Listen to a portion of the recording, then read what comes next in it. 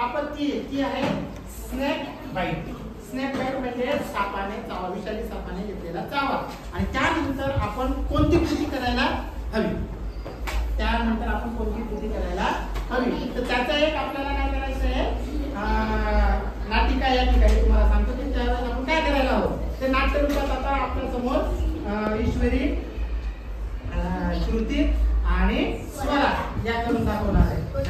आणि सापाच्या भूमिकेत आहे साहिल शिंदे. तर मग आता करूया स्नेक बाईट वर आपण कशा रीतीने उपाययोजना करायला हवी.